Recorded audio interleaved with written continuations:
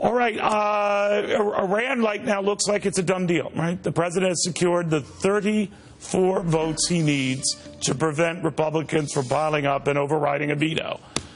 But there's more to it than that. This is proof, at least according to writer Lachlan Markay, who says that this president is anything but a lame duck. Well, you know, Lachlan, when I look at what he's achieved and what he's done and what he's managed to push through, Republicans will argue illegally with a lot of these executive edicts. He is ruling the sort of debate here, isn't he? Yeah, I think, you know, an animal is most dangerous when he's wounded, and the president is kind of backed into a corner now with heavy majorities, Republican majorities in Congress. He feels that sort of going it alone is his only way to sort of cement his legacy and really get something done. We're seeing it with the Iran deal. We're seeing it with EPA regulations, immigration, and a lot of other major policy areas. I think he realizes he can't rely on Congress really for any of his policy priorities. So he's going to do it himself. And, you know, if court battles ensue, then so be it.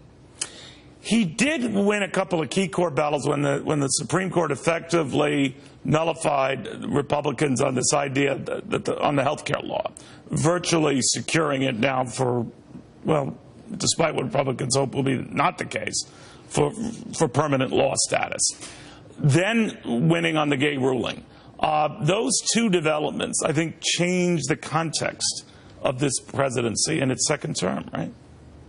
Yeah, they were certainly, you know, the president is going to, you know, he feels that it sort of cemented his legacy.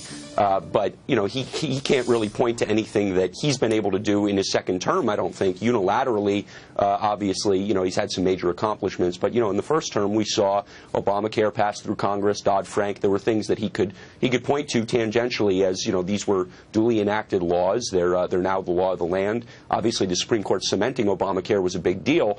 But, you know, you haven't really seen him go the legislative route on any major proposal. But if he doesn't have to, and the media deems it fact, regardless that it's a done deal, like the EPA with these new, you know, clean air requirements and cutting down on ozone requirements, even renaming a mountain in Alaska. All by executive edict. Can he do this, or is it just a moot point he's doing it? You know, there's certainly a case to be made that Republicans have not sort of stood up to him to the extent that they could have. And I think the Corker bill that could end up solidifying this Iran deal with just 34 votes in the Senate was probably, in retrospect, a major misstep. And, you know, the administration was saying all along that this was not a treaty and shouldn't be treated as a treaty. And, you know, the heavy majorities in the Senate that would be needed to enact that. But when you look at a lot of the provisions, and Iran is now saying that restrictions on conventional weaponry are being lifted and so on, it seems clearer every day that this should have gone through the normal treaty process. So it'll be interesting to see whether you see, you know, similar legal challenges to that going forward. Lachlan, thank you very much. Always good chatting. I appreciate it.